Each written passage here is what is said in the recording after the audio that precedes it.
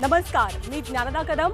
महाराष्ट्राच्या विधिमंडळातनं महाराष्ट्राच्या अर्थसंकल्पीय अधिवेशनाचं हे अर्थसंकल्पाच्या दिवशीचं खास बुलेटिन एबीपी माझा तुमच्यासाठी घेऊन आलेला आहे। आणि अर्थातच आजचा दिवस विशेष आहे, महाराष्ट्रासाठी खास आहे, कारण महाराष्ट्राचा अर्थसंकल्प बरोबर 1 तासानं सादर होणार आहे। दुपारी 2 वाजता शिंदे फडणवीस सरकारचा हा पहिला अर्थसंकल्प आहे। सोबतच अर्थमंत्री म्हणून देवेंद्र फडणवीस सादर करत असलेला हा पहिला अर्थसंकल्प आहे। आपल्या सगळ्यांना कल्पना आहे की राज्यामध्ये सध्या शेतकरी अक्षरशः नापिकीमुळे, गारपिटीमुळे, अवकाळी पावसामुळे अक्षरशः पिचलेला आहे, कोंडीत सापडलेला आहे। त्या शेतकऱ्याला अर्थसंकल्पातनं काय मिळणार याची सर्वात मोठी उत्सुकता महाराष्ट्राला आहे। सोबतच राज्यातली औद्योगिक गुंतवणूक वाढवण्यासाठी, अधिक गुंतवणूक आणण्यासाठी सरकार काय करेल हे पाहावं लागेल। त्यासाठीची तरतूद विचारात घेतली जाणार आहे। स्थानिक स्वराज्य संस्थांच्या निवडणुका अगदी जवळ आलेल्या आहेत, त्यामुळे निवडणुकांच्या आधीचं हे बजेट, यामुळे निवडणुकांचा विचार करता हे पॉप्युलरिस्ट बजेट ठरतं का याची अर्थात उत्सुकता असेल।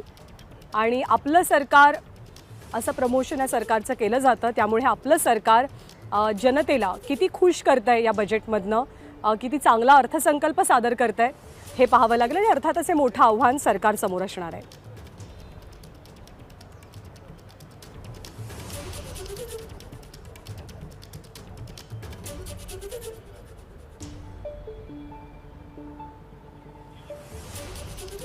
आणि काही वेळापूर्वी अर्थसंकल्प सादर होण्याच्या आधी राज्याचे अर्थमंत्री आणि उपमुख्यमंत्री देवेंद्र फडणवीस हे विधिमंडळ परिसरामध्ये आले।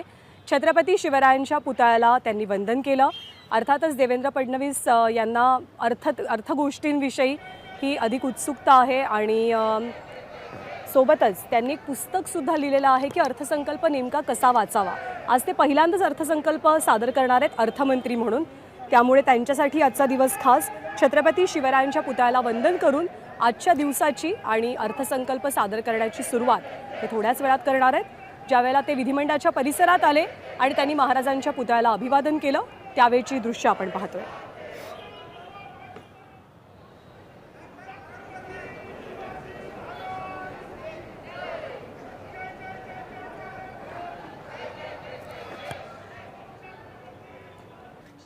तर जनतेप्रमाणे विरोधकांच्याही मोठ्या अपेक्षा आहेत या बजेटकडनं। महाराष्ट्र विधिमंडळाचं अर्थसंकल्पीय अधिवेशन, आजचा अर्थसंकल्पाचा दिवस, थोड्याच वेळात हा अर्थसंकल्प सादर होणार आहे महाराष्ट्राच्या विधिमंडळ परिसरातनं। हे थेट बुलेटिन आपण करतोय आणि आपल्यासोबत काही पाहुणे मंडळी सुद्धा आहेत। भाजपचे नेते हर्षवर्धन पाटील आपल्यासोबत आहेत, पत्रकार रविकिरण देशमुख सर आहेत, अभय देशपांडे सर आहेत, महाविकास आघाडीचे नेते असतील किंवा जनता असतील।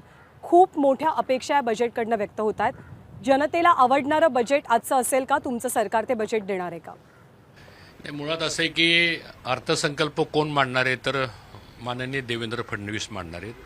प्रशासनामध्ये आणि उच्च पदावरती काम करणारा एक प्रदीर्घ अनुभव हा देवेंद्रजींच्याकडे आहे आणि अर्थशास्त्र आणि अर्थविषय हा त्यांचा आवडीचा विषय आहे, कारण त्यांनी यावर पुस्तकं पण लिहिलेली आहेत। त्यामुळं निश्चितच महाराष्ट्रातल्या सर्वसामान्य माणसांना आणि महाराष्ट्रामधले जे महत्त्वाचे घटक आहेत त्या सर्वांना सामावून घेणारा हा अर्थसंकल्प असेल असं मला त्या ठिकाणी वाटतं। दुसरा मुद्दा असा आहे की 8 महिने झाले हे सरकार आता महाराष्ट्रामध्ये आलेलं आहे आणि हे डबल इंजिन सरकार आहे। त्यामुळे अर्थसंकल्प मांडताना केंद्राची जर जोड असेल, त्याला केंद्राची जर मदत असेल आणि केंद्राने जर विशेष बाब म्हणून काही अधिक सहकार्य करायचं ठरवलेलं आहे, त्यामुळं हा सर्वसमावेशक आणि समाजातल्या सगळ्या उपेक्षित वर्गाला आणि सर्वांना सामावून घेणारा अर्थसंकल्प असेल असा अंदाज आहे आणि तो काही क्षणातच, काही कालावधीनंतर आपल्याला पाहायला, अर्थात थोड्या वेळात आपल्याला कळणारच आहे की अर्थसंकल्प नेमका कसा असेल। अभय सर, हा अर्थसंकल्प मांडताना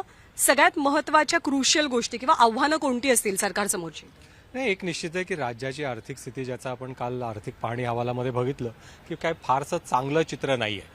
त्यामुळे एकीकडे निवडणुकीचं वर्ष आहे, लोकांच्या वाढलेल्या अपेक्षा आहेत आणि दुसरीकडे आर्थिक स्थिती, याच्यामध्ये संतुलन साधण्याचं एक मोठं आव्हान मला वाटतं की फडणवीस यांच्यासमोर असणार आहे। विशेषतः कालच्या अहवालातही त्या गोष्टी पुढे आल्यात आणि ज्याचा उल्लेख फडणवीस यांनी स्वतः केला होता पूर्वी, की साधारणतः वेतन, निवृत्ती वेतन आणि व्याज याच्यावरचा खर्च 68% म्हणजे उत्पन्नाचा 1 रुपया येत असेल तर त्यातले 68 पैसे फक्त या 3 गोष्टींवर खर्च होतात।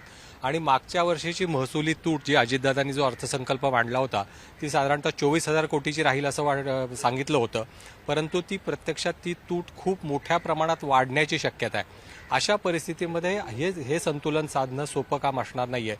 परंतु त्यातल्या त्यात एक निवडणुका डोळ्यासमोर ठेवून ज्याला कमीत कमी आर्थिक भार येईल अशा घोषणांचा होण्याची शक्यता अधिक आहे. कारण स्थानिक स्वराज्य संस्थांच्या निवडणुका कधीही येऊ शकतात. लोकसभेची पुढची निवडणूक आहे, पाठोपाठ विधानसभा आहे.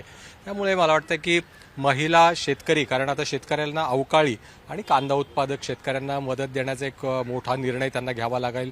त्याचं सुतोवाच स्वतः मुख्यमंत्र्यांनी आज विधानसभेत केलंय. त्याच्यामुळे त्याच्या मदतीची अपेक्षा आहे. असंघटित कामगारांच्या संदर्भात आणि महिलांच्या संदर्भात काही असे मोठे निर्णय होऊ शकतात असे संकेत सरकारकडनं मागच्या काही महिन्यात आलेले. बरोबर. वेगवेगळ्या घटकांना समाधानी करण्याचं मोठं आव्हान सरकारसमोर असेल.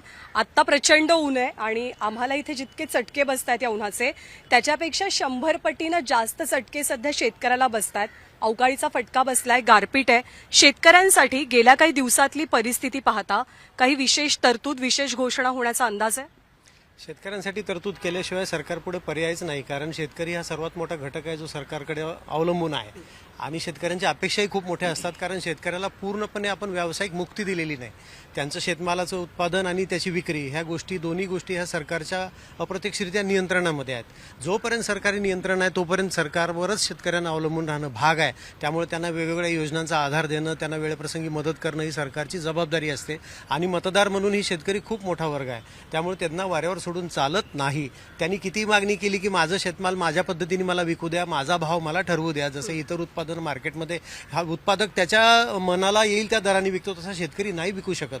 आज मुंबईमध्ये कांदा समजा 25 रुपये किलोनी साधारणपणे विकला जातोय, तर हाच कांदा आज मार्केटमध्ये शेतकरी फेकून मारतोय मोठ्या मोठ्या लोकांना. हे का इतकं विषम चित्र आहे याचा अभ्यास नीट होणं आवश्यक आहे आणि त्याच्यावर तपशीलवार चर्चा होणं आवश्यक आहे, जी अलीकडच्या काळात खूप दुर्मिळ झाली. आपण विचार ना की गेल्या काही दिवसात राज्याने चित्र पाहिलं की लोक फुकट फेकतायत, शेतकरी त्यांचा माल फुकट देऊन टाकतायत.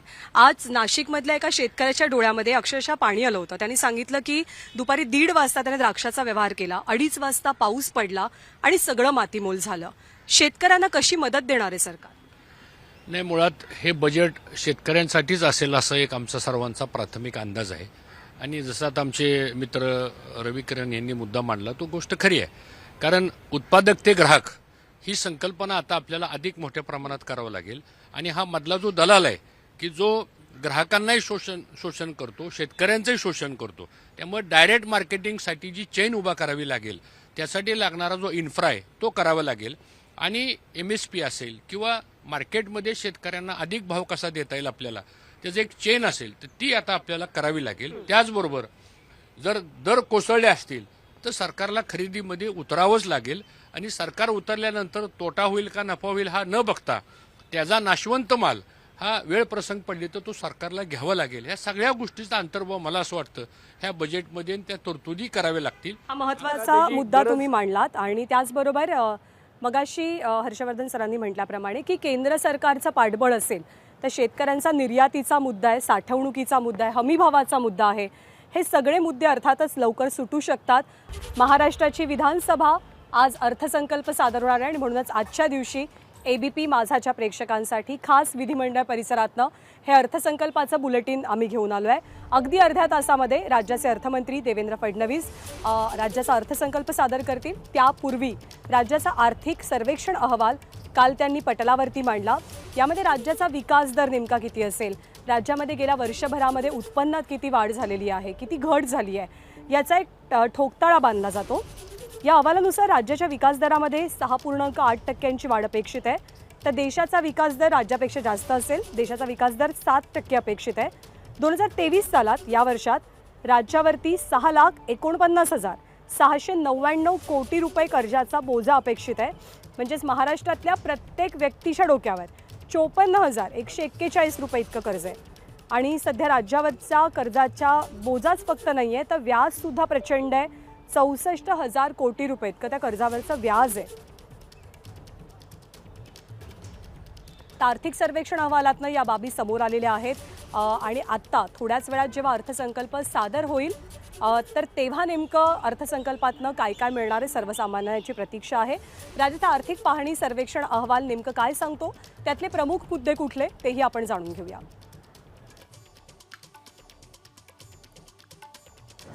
महाराष्ट्रावर सध्या कर्जाच्या व्याजाचा बोजा आहे 64,000 कोटी.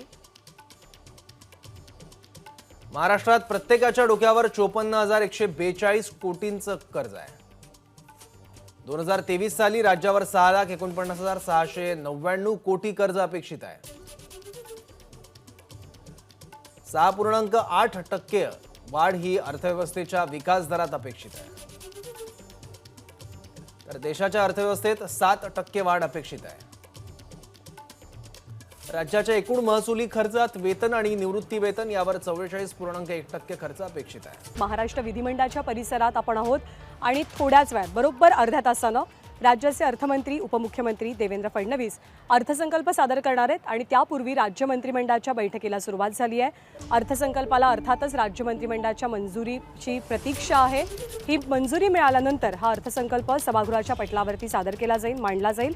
अर्थमंत्री म्हणून देवेंद्र फडणवीस यांचं हे पहिलंच बजेट आहे. मंत्रिमंडळाची मंजुरी मिळाल्यानंतर बजेट सेशनला सुरुवात होणार आहे, अर्थसंकल्प सादर होणार आहे. राज्य मंत्रिमंडळाची बैठक यासाठी सुरू झाली आहे. आपल्यासोबत पाहुणे मंडळी सुद्धा आहेत. काँग्रेसचे सुनील केदार सुद्धा आहेत. नमस्कार, आपलं स्वागत आहे.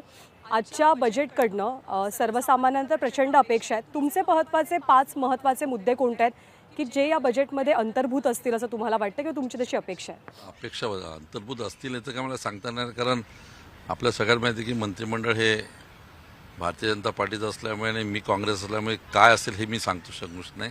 अपेक्षा एवढीच आहे की ग्रामीण भागाच्या अर्थव्यवस्थेला ताकद देणारा, ग्रामीण भागाची अर्थव्यवस्था घेऊन चालणारं त्या ठिकाणी बजेट असावं, अशा प्रकारचं त्या ठिकाणी माझं मनोगत आहे. आणि बहुतांश त्याच्याबद्दलचा फोकस आज राज्याचे मुख्यमंत्री ज्या पद्धतीनं सभागृहामध्ये बोलले, नुकसानग्रस्त शेतकऱ्यांना मदतीचा हात देण्याचं, त्याच्यामुळे असं वाटतं की बहुधा असावं. आर्थिक सर्वेक्षण अहवाल काल सादर झाला. तो पाहता आजच्या अर्थसंकल्पातली आव्हानं नेमकी कोणती असतील असं तुम्हाला वाटतं? राज्याची आर्थिक परिस्थिती खरंच चांगली आहे?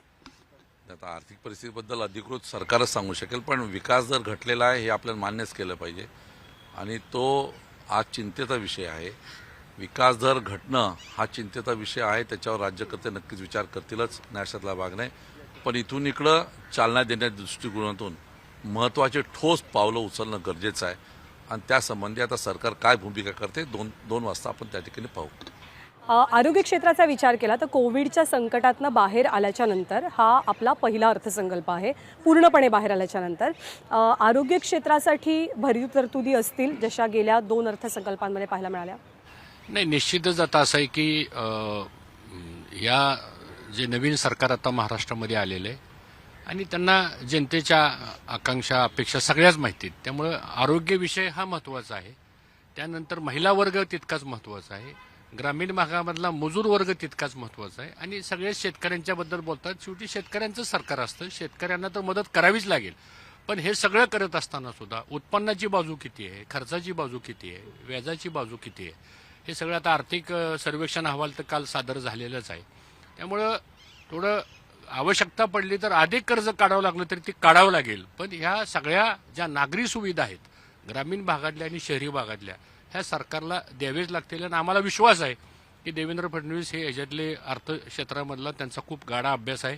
त्यांनी अनेक घटकाशी चर्चा केलेली आहे, त्यांनी अनेक विभागात जाऊन बैठका घेतलेल्या आहेत, अनेक अर्थ लोकांशी चर्चा केलेली आहे आणि सर्वसमावेशक अशा पद्धतीनं मला वाटतं हे बजेट सादर होईल अशी अपेक्षा आहे. एक इंटरेस्टिंग मुद्दा असा आहे की राज्याच्या महसुलामधला बराचसा पैसा हा पगार आणि पेन्शन या 2 गोष्टींवरती खर्च होतो.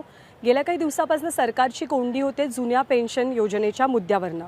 अभय सर, सरकारला खरोखरच फिजिबल आहे या पेन्शन योजना जुन्या पद्धतीने लागू करणं? कारण महसुलावरती येणारा भार हा खूप जास्त आहे. सरकार ताळमेळ कसा साधेल?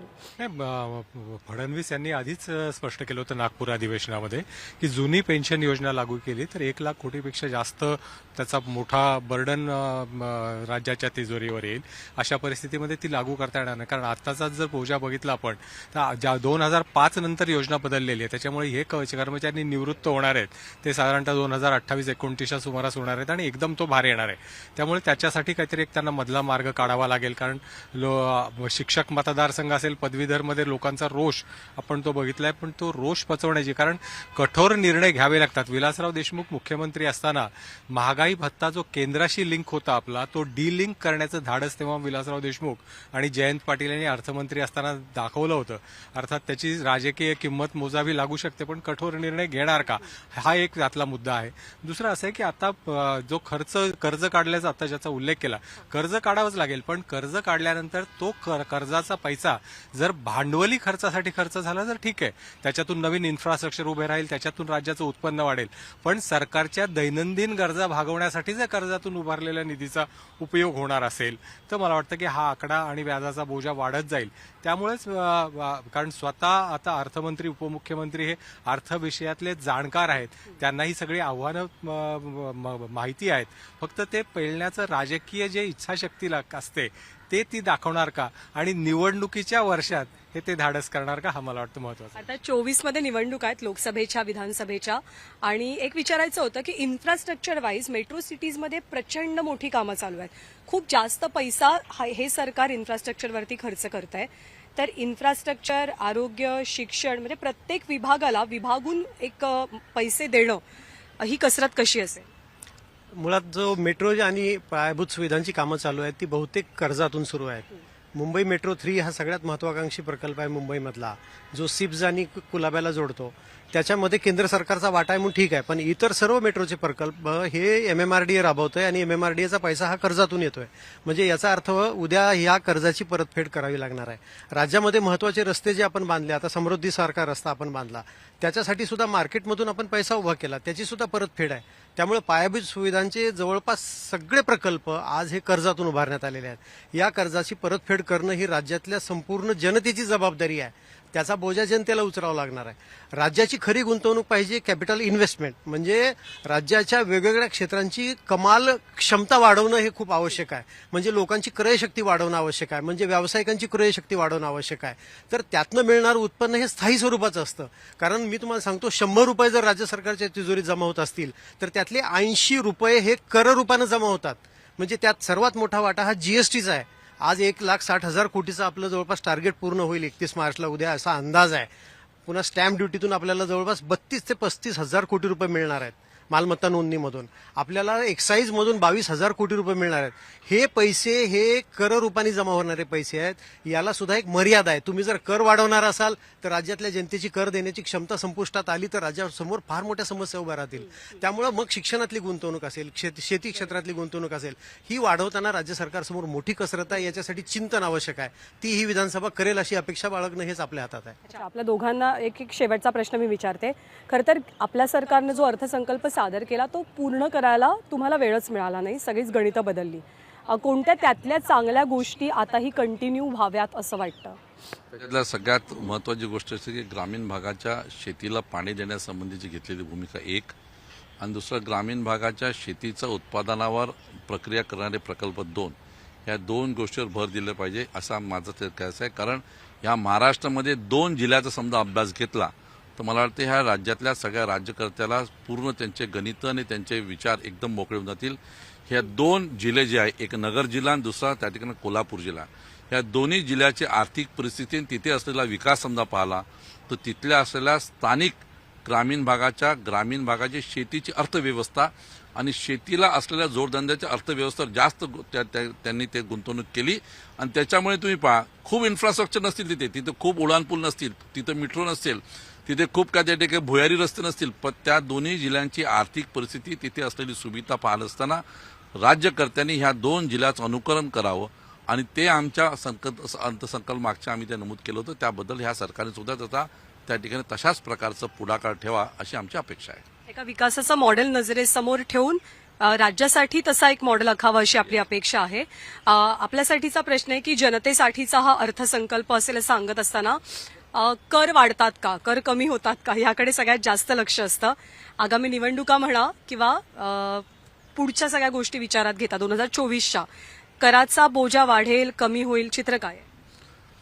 नाही, आता असं आहे की कराचा बोजा वाढू नये अशी आमची सर्वांची अपेक्षा आहे. मला असं वाटतं की त्याला फारसं हात न लावता ह्या अर्थसंकल्पामधून विशेष करून मी पुन्हा सांगतो की शेतकरी, शेतमजूर आणि ज्यांचे संसार प्रपंच ह्या राज्याच्या बजेटवरती अवलंबून आहेत, अशा लोकांना दिलासा देण्याचं काम माननीय देवेंद्र फडणवीसजी करतील.